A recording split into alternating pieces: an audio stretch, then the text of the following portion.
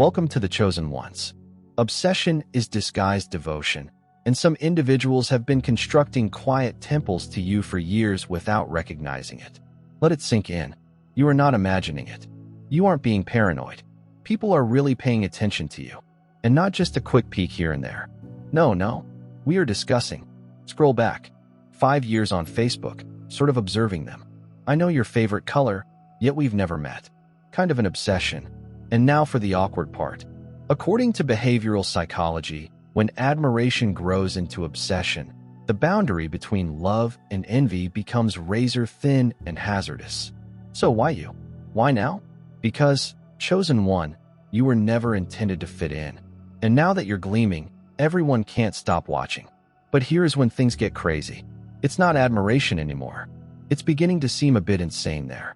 Fascination has transitioned from mild to suspicious. From, wow, you are very motivating. Why are they turning up at your employment and claiming it's a coincidence? Some of them treat your every action as if it were a Netflix documentary with you as the end. They can't wait to witness fall and fly. And it's becoming embarrassing. Not for you. For them. You did not ask for this attention. But guess what? You were born blazing in the dark. And when you sparkle, the moths do not seek for permission. They just come up uninvited with popcorn and screenshots. Today, we're going to break it all down. Buckle up. This one will be part therapy, half truth bomb, and part, did they really just say that? Let's get started, since this isn't even flattering. It is a public spectacle. First and foremost, they are not observing you out of admiration. They're looking at you because you embody everything they failed to become. They are not observing you out of admiration. They're looking at you because you embody everything they failed to become. That's the terrible reality behind the looks, the continual monitoring of your sights, and the quiet presence in the background. To them, you've become a live, breathing reminder of what they may have become but were too afraid to be. And it is difficult to accept when you have spent your whole life trying to fit into boxes. Play it safe while yet making others feel comfortable. Something about you troubles them spiritually. Not because you are doing anything wrong, but because your presence reveals what they refuse to do, right? You didn't just survive. You continued changing. You continued stating the truth. You did not buckle under strain. And that alone makes you dangerous to those who are in denial. You chose healing above concealing purpose, others satisfying development, and gossip. And now they're stuck watching someone choose the road they were too terrified to even contemplate. This is why they can't quit watching you. Not because you're flamboyant or loud, but because your modest achievement deafens others who are still locked in cycles. You aren't merely someone from their past. You are the version of oneself they betrayed by prioritizing fear, comfort, or affirmation above growth. So when others see you doing well, it isn't just about you. It's a trigger. It serves as a reminder of how far they have not come. And that preoccupation is not appreciation. Dressed up in curiosity, it is envy. Wearing a mask, you became live evidence that it could be done. That excellence does not need permission. That is the part they cannot manage. Because if you know someone who began from the same spot, they may be able to climb above the mess. So what's their excuse? They're now watching from the sidelines, appearing to be unconcerned while they analyze your every action. However, the truth is loud. They aren't fascinated with you. They are plagued by their own potential. Potential that glimpsed your light and understood it had purposefully darkened itself. And each time you shine, it hurts a bit more. That is not admiration. That is unhealed. Regret camouflaged up as interest. And it's beginning to show. Number 2, they examine you like a laboratory experiment, attempting to uncover a defect. Not because they care, but because your purity jeopardizes their very identity. They analyze you as if you were a case file rather than a person. They aren't treating you with respect. They're analyzing you, looking intently and discreetly, trying to catch you off guard. They need a fault not because they care, but because the concept of you being authentic, being precisely what you offer, is too much for them to bear. Your life, walk, and energy, it does not make sense to them. Instead of asking questions with humility, they scrutinize you as if you were concealing something. They want you to goof up. They are also in need of you. Because if you don't, they'll have to confront the reality. They've been fleeing from it. You really are unique. Your strength is genuine, and your peace was not luck, but rather earned.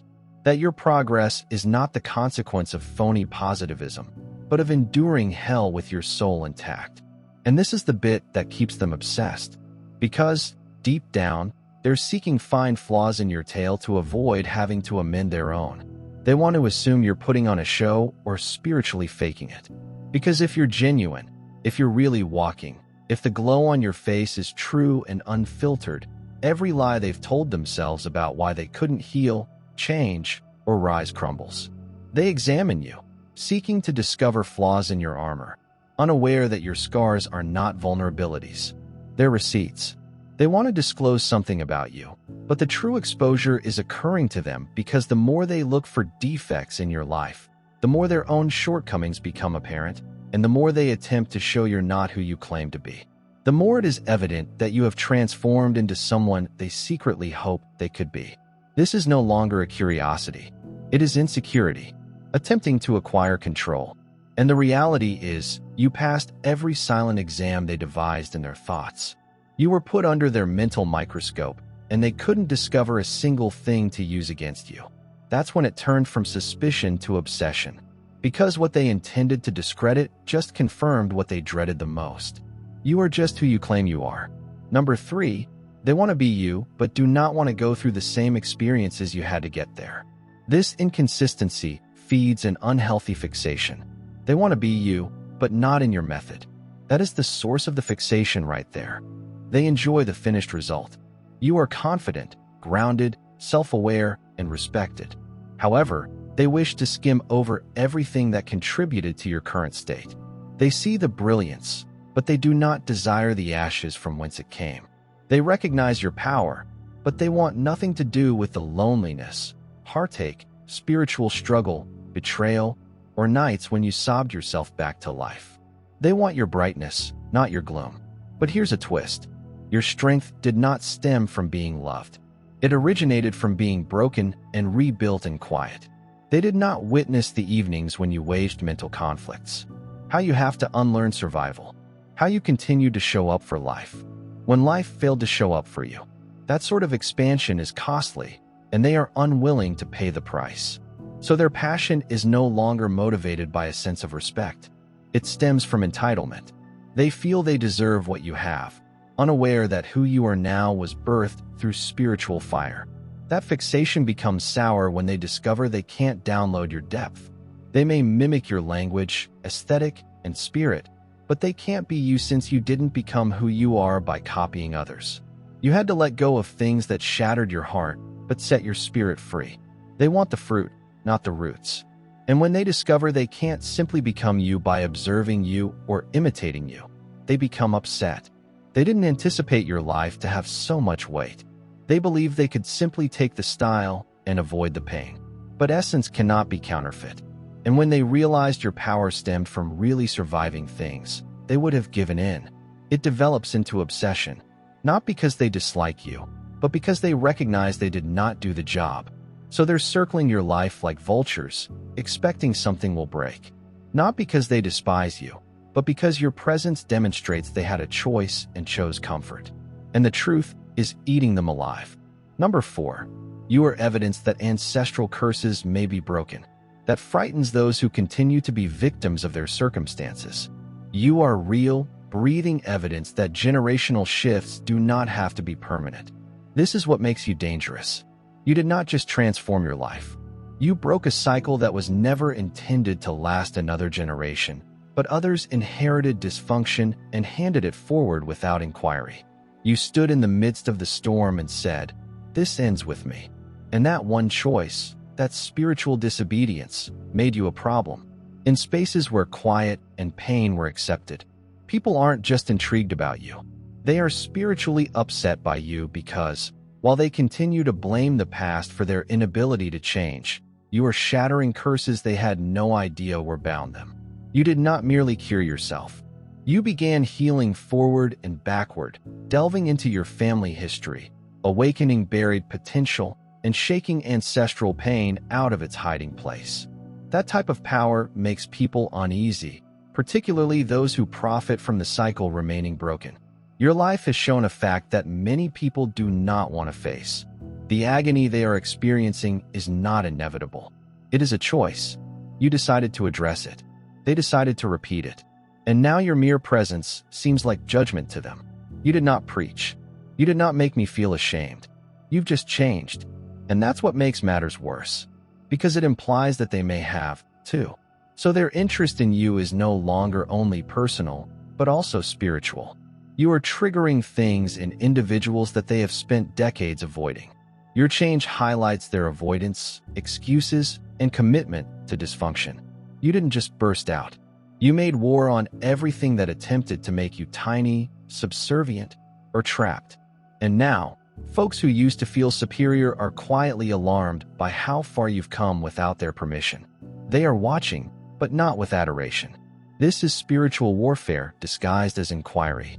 Your glow is a weapon. Your tranquility is disruptive, and your progress is destructive to every generational curse. Still striving to survive with the help of others. You aren't merely different. You are a living revolution. And the bloodline you're transforming has caused a wave that will haunt others who remained complacent.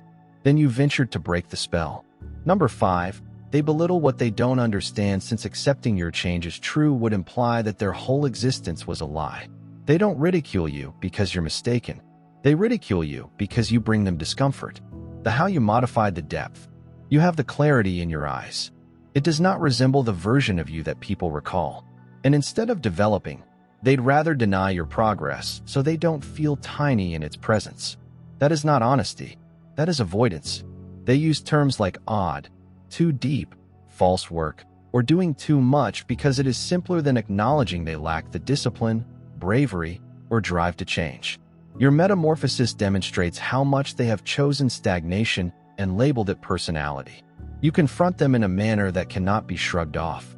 Your presence causes them to sense their own lack of mobility, which eats at them. You did not grow arrogant. Rather, you grew aware, and that knowledge transformed your energy in ways they could not predict or control. They don't believe you're a phony. It's that if people recognized your honesty, they'd have to reconsider the illusion they've been living under. You are living evidence that healing is genuine. That awareness is possible. Self-mastery is not only for monks and mystics. It is for anybody prepared to confront oneself. And it is too much for those who have spent years ignoring their own reflection. The fact is that mirrors are confronting. Therefore, they'd rather smash the mirror than see what's truly there. That is why people speak behind your back. You strive to shrink down to the version of yourself that made them feel at ease, since the present version of you, whole awakened sovereign, is something they can't laugh at. They didn't expect you to go that deep. They did not anticipate you to break free, not just from individuals, but also from the programming. And now that you have, they have no idea what to do with you. They ridicule because it is safer than acknowledging they spent time. It's simpler than facing the prospect that they, too, might have completed the task, but did not. You did not insult them. You just reminded them of the task they are currently avoiding. And that is why people murmur when you enter. Not because you are a danger, but because your presence presents a challenge that their soul is not prepared to confront. 6th, you became the banned subject in rooms where your name had before been the major topic. That stillness is not tranquility. Rather, it is a preoccupation with introspection. Every time you exited a room, your name echoed. They used to raise you up for entertainment, gossip, and comparison. You were the popular topic until your development made it unsafe to say your name aloud. Now you've become the thing no one wants to confess they're thinking about. The silence is not a sign of respect. There's tension. It's an obsession, learning to conceal itself. Someone is still watching. I am still wondering. Still gathering parts of your life as proof. However, they've grown wiser about it. The remarks are quieter. The questions are indirect. The discussion lines are coded, since mentioning you now would force them to acknowledge how they really feel. And it is not something they are prepared to confront. They cannot publicly adore or criticize you longer. So they whisper. They stalk from a distance. They follow your movements like a ritual, scrutinizing your postings, words, and glow. However, they claim to have moved on. This does not constitute closure. This is an infatuation gone subterranean. and it's become more strategic than ever. They are no longer chanting your name in envy because your progress has made it deadly. Speaking about you now reveals their hatred, envy, and preoccupation, and it is not a look they can afford, so they store it at the terminal. But don't confuse this for peace. That quiet is deafening. It is loaded with calculations. It occurs when individuals realize they no longer have control over your story. They don't applaud you since they can't claim any of your success. They saw you develop yourself with no permission, assistance, or acclaim, and it eats at them, because every mention of your name now reminds them that you accomplished something they couldn't have imagined. You became someone they couldn't reach, influence, or identify. So they stop saying your name, but they never stop thinking about it. You live rent-free in locations that no longer acknowledge your existence. But the infatuation never faded. It just learned how to conceal itself. The quiet. It is not over. It's the lull between chapters. Because obsession does not vanish when it loses strength. It goes silent and watches. Number 7. They did not expect you to live, much alone shine. They're now hooked to seeing the life they sought to bury bloom without their consent. They were depending on your quiet, collapse, and departure. Not all of them did. Just hoping you'll break. They worked hard to ensure that you did. They played parts in your agony, pressed buttons to set you off, and gossiped in corners to tarnish your reputation. They put dirt on your name, expecting it to bury you, not understanding it would instead become the soil that helped you bloom. They didn't just want you to lose.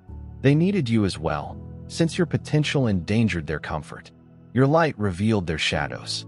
So, instead of folding, you began rising, mending, and evolving, which threw their whole worldview into disarray. They didn't expect you to heal, much less adapt. But now you're not only surviving, but shining, flourishing, speaking truth, and moving with power, and it's driving them insane in silence. They aren't simply watching out of curiosity. They are watching because they are unraveling.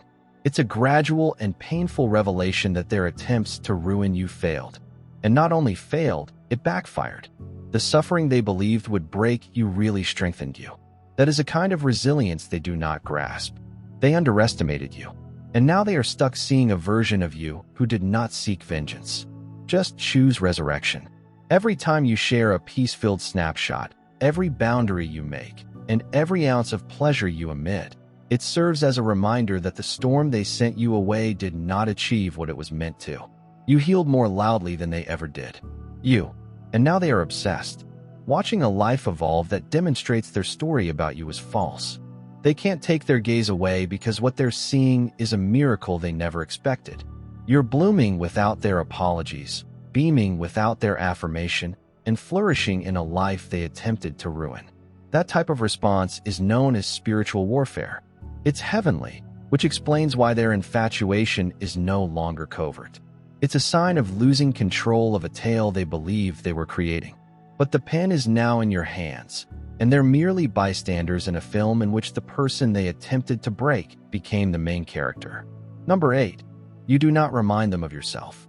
You remind them of who they were intended to be before they sold out. It's not really about you. It is all about what you represent. You enter into a room and reawaken something in individuals they thought was long gone. You don't simply have confidence.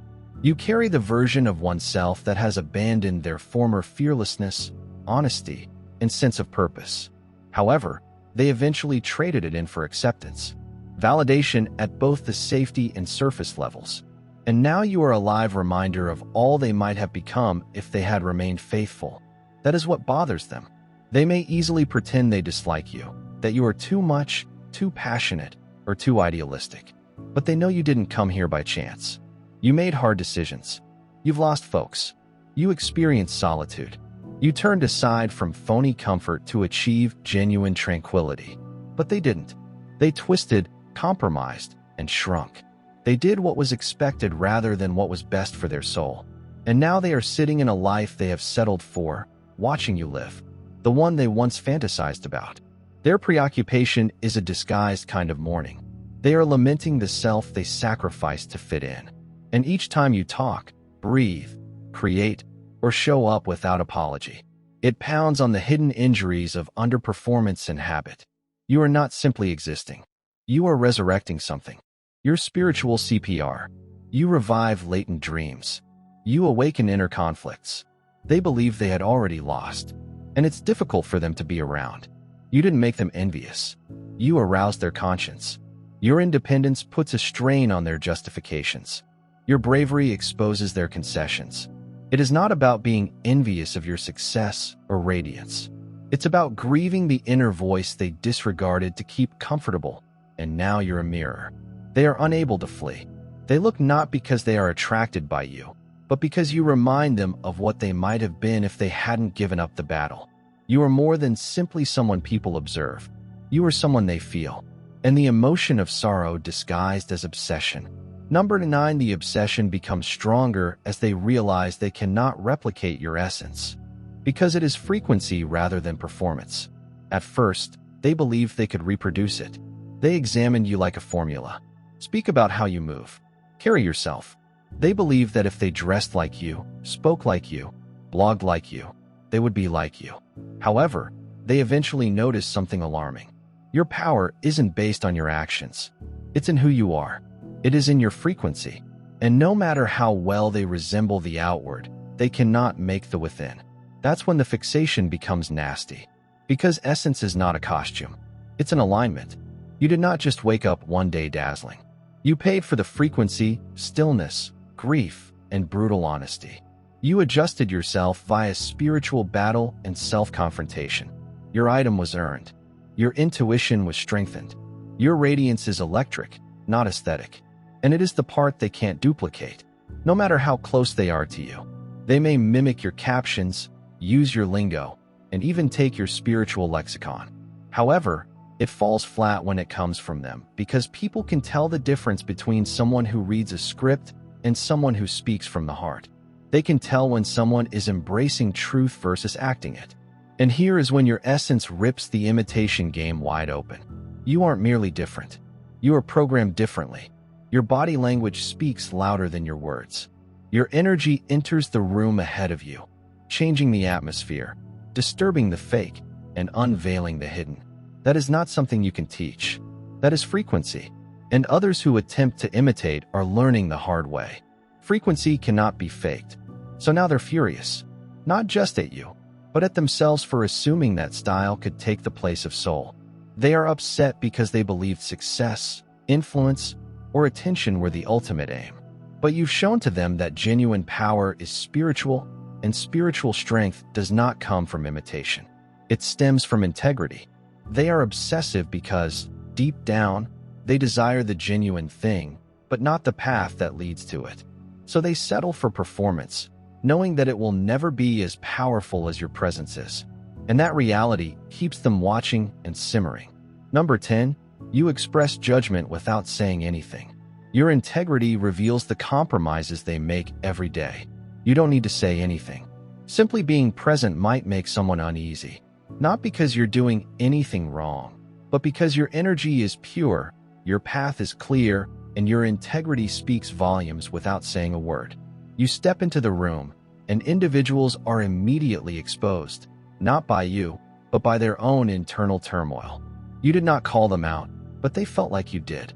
That is the power of real alignment. You don't strive to prove anything, but your constancy, self-respect, and unwillingness to compromise all serve as a mirror. Most people dislike what they see. In it, they have made concessions. They have deceived to themselves. They exchange truth for convenience, soul for survival, and purpose for popularity. You did not. And that distinction speaks loudly. So, no, they do not hate you. They despise how they feel when they're near you. You represent someone's version of themselves. They gave up to be protected. And now your life is like a spiritual audit, a peaceful check-in. They did not ask for it, yet they are unable to escape the pain. They sense your presence. That is not your fault. That is their own shame emerging. Instead of dealing with it, they projected that you were too self-righteous or false since it was simpler than acknowledging they felt little in comparison to someone who remained authentic. Their preoccupation is not adoration. It's an internal struggle. A conflict between who they are and who they believe they are intended to be. Watching you flourish lets them understand how far they've gone. They attempt to pull you apart to make themselves feel better. They seek for weaknesses, gaps, and anything else that may lead people to believe you are not as aligned as you seem. However, regardless of what they discover, the reality remains. You walk with purpose. You live the truth. And this exposes all lies. They've told themselves to be comfy, so they keep watching. Not because they love you or loathe you, but because they can't stop wondering what it's like to be so free. And the more you shine, the more they're forced to confront the buried version of themselves. That is not drama. That is a soul awakening they are not prepared for. A number. You're no longer a human. To them, you are a symbol. Symbols are strong, deadly, and memorable. You eventually cease being merely a person in their life. You become a live symbol, a walking reminder, a force they can't quite comprehend but can't seem to get away from. You are not simply a memory. You are in a milestone zone. Something changed as you matured beyond the story they sought to imprison you in. Your name no longer elicits a blank stare. It evokes an emotion, a truth, a reckoning. And this is not something people forget. You've become an abbreviation for everything they couldn't anticipate, contain, or imitate. Your name is no longer just a name. It's a trigger. It serves as a reference point for something greater than you. For others, it represents resilience. They did not believe it was conceivable. Others see it as revolt against expectations or divine disobedience in the face of authority. You went away, recovered, shined, or refused to bow. That rocked something inside them. Now they remember more than just you. They study. You return. You recreate prior talks in their minds, attempting to find out what they missed and when the transition really occurred. They mention you even when they pretend they don't. In jokes, shadows, and quiet because you are not easily replaced. You never were. You were always unusual, but now you're untouchable in their minds. Your name carries weight in places where you are no longer present, and it stays because they know deep down that they saw something precious, something genuine, and they abused it. That is why the fixation will persist, since you were not attempting to be harsh. You were only trying to survive. You were simply being yourself. But the way you shattered molds, refused to shrink, and lived your truth, that left an impression. They do not miss you in the same way that they would an ordinary individual. They miss the way your presence made them feel. They miss the fire you started, even if it frightened them. You have become a symbol of something unusual and uncomfortable. Truth is expressed via human form and symbolism. They haunt. They are provocative. They persevere. You're memorable. Not because you compelled people to remember, but because your presence etched itself into the narrative. And no matter how much they try to pretend they've moved on, your name still rings true in their conscience. The way they look at you reveals more about their emptiness than your presence. You are both their hidden idol and public nemesis. They observe you more than they confess, and not lightly.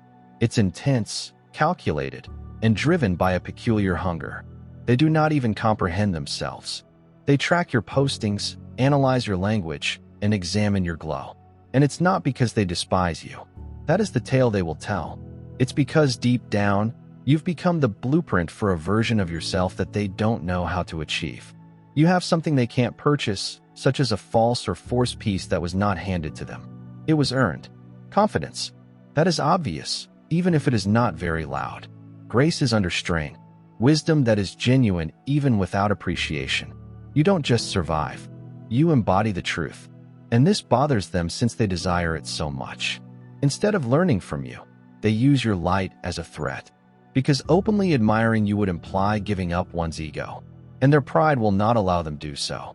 So they now live in a paradox behind closed doors.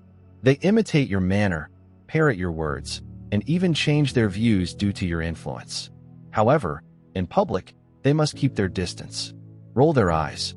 Mock you. Reduce the number of items you carry. Because in their perspective, giving you credit equals loss. You are a living contradiction to everything they claim to stand for. They are still unable to look away. This is when obsession begins. Not from pure adoration or open hatred, but from the tension that exists between jealousy and veneration. They want to be like you yet are resentful because they are not. They yearn for your essence, but they are too bitter to acknowledge it. So they orbit your life like a satellite, constantly close but never daring enough to land. You simultaneously became their hidden idol and public nemesis. They disregard the individual in front of others, yet study silently. They can't stop watching because what you reveal affects them. And the internal tug of battle is gradually unraveling them. Obsession is defined as someone being plagued by what they might have been if they had your bravery. And that is just what you do without even trying. Your resilience upended the normal order of control. Now they're fixated on regaining the authority they lost when you stood up. They had crafted a part for you. Quiet, broken, and dependent. Predictable. You were expected to play along. This was the unstated pact. They would tolerate you as long as you remained in your designated box. As long as you didn't go over the ceiling they set for you. But then you did something they didn't expect. You refused to remain little. You did not fold as they anticipated. You did not collapse under strain. You got back up. You healed in ways that baffled them. You stopped apologizing for being strong. You spoke the truth. They attempted to silence in a single act. Standing up disrupted their feeling of control. Because your power was never exclusively yours. It caused a disruption in the system from which they fed. It reminded them that they had never had true authority to begin with. Only borrowed dominance, anchored in your obedience. Now they're fascinated, but not out of awe or reverence. It's a surveillance fetish, a scheming one. They are watching you, seeking to identify your weak point. They scan through your windows, not to congratulate, but to analyze. They do not want to learn from you. They want to undo you because your tenacity exposed the falsehood they were living in. They believed they were the authorities in your life. Now they're racing to reclaim control of a situation that slipped through their fingers the minute you stopped asking for permission. Your recovery was more than simply personal. It was revolutionary. It revealed how many people were benefiting from your quiet, misery, and readiness to play small. You went away, thus they lost access. Now all they can do is wait and plan. They can't quit checking in on you because they're trying to figure out whether they still have any impact. However, they don't. That grasp has been shattered, and nothing frightens a control freak more than someone who no longer fears him. That's why their passion is becoming deeper. It's not just curiosity, it's desperation. You recovered your story, and now you are untouchable. They are not just chasing you for pleasure. They're trying to find out how you slipped through their fingers. But they don't comprehend that once you awaken and reclaim yourself, there is no turning back, and they will never have so much influence over you again. Their preoccupation is becoming embarrassing since it is morphing into mimicking, which always shows who the genuine leader is. What began as mocking has now transformed into imitation, and the transition is audible. People who previously mocked your sincerity are now imitating your every gesture. They used to label you too different doing the most, but now they're studying you like a handbook, mimicking your tone, manner, and sentences. They believed they were ridiculing a moment, but you were launching a movement. And now they're following after, hoping no one sees who went first. However, people are noticing. You did not ask to be followed. You did not aim to be the blueprint. You were just being yourself, consistent, and aligned. That is what made you magnetic. You talked from the heart before it became trendy. You walked with integrity before it became lucrative. You personified realities they were too afraid to admit. And now that they see the environment reacting to your energy, they're attempting to replicate it. But here's the deal. Mimicry is never as effective as the original. You're not just being copied. You are being revealed as the origin. And it's becoming uncomfortable for them because people can see who's living it and who's faking it. One resonates. The other just repeats. That's why their fixation has become embarrassing. It is no longer shrouded in shadows or hearsay. It's out in the open, and it smells like desperation. The irony. They didn't believe in you when it mattered. They sacked you while you were planting. But now that you're in blossom, they're rushing to plant your seeds in their own soil. And that isn't functioning since essence cannot be borrowed. Energy cannot be transferred via imitation. The frequency at which you operate cannot be recreated only via style. And the world is watching, not only your radiance, but also their perplexity. People can tell who is unique and who is echoing. They can tell who has paid the price in secret and who is just acting for praise. So, when they duplicate, the truth is exposed. The one who sets the tone, the one they use to mock, is the person they are now attempting to emulate. That speaks louder than anything they've said about you. In the end, this fixation with you was never really about you. It has been about everything you symbolize. You become the line. They were unable to cross the light. They couldn't hide the reality. They couldn't be silent. When individuals are unable to manage or contain something, they turn to obsessing on it.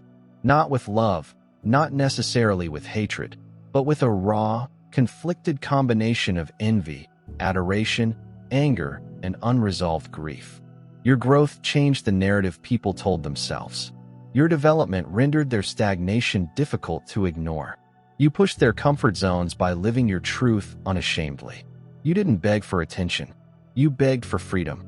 And once you seized it, everything changed. They are now locked in a spiritual tug of war, intrigued by your power, yet afraid of what it exposes about them. They wanted you to remain broken so that they could feel complete. They required you to remain under them so that their illusion of authority could continue. But you rose. And not just physically, you rose. Spiritual, mental, and emotional. You stopped presenting yourself in a way that was palatable to individuals who refused to evolve. And this choice transformed you from a person to a symbol. You are now the standard for what it means to break patterns, stand alone with dignity, and speak truth in a society addicted to masks. You did not comply, so they copied. You did not beg, and so they plotted. You did not collapse, and so they became infatuated because your resilience stripped them of every aspect of themselves. They abandoned, and your energy demonstrated that genuineness is more than simply powerful. It is impenetrable. Allow them to speak. Allow them to imitate. Allow them to grapple with the inconsistencies they produced. Your responsibility was never to make people comprehend you. It was to being you completely, boldly, and without apologies. And that is just what you did. As their devotion gets louder and more urgent, your existence becomes ever more holy, aligned, and unstoppable. They expected you to fold. Instead, you thrived. And today, whether they realize it or not, they are seeing more than simply a makeover. They are seeing a legacy in action. You didn't just endure them. You outgrown them. And now they can't stop watching. If this message struck a chord with you, if it expressed something you couldn't put into words, then don't keep it all to yourself. There are other selected ones who need this assurance. They need to know they are not alone. So, take a time to like this video so the algorithm believes it's worth sharing. Comment below and tell me which part shocked your spirit the most. Your remarks are just what someone else needs to see today. And if you haven't already, please subscribe. This area is more than simply content. It's confirmation and protection. It's perspective and it's spiritual force in action. Turn on your alerts so you don't miss a single nugget of truth. Because we don't discuss about trivial matters here. We delve deep, and most importantly, we share this with someone who is being watched, misunderstood, or quietly rising. They may not express it, but they need to hear it. You never know whose spirit you'll awaken with a single click. You are not only supporting a video, you are promoting a movement. Let us wake awake those who were never supposed to be sleeping. God bless you.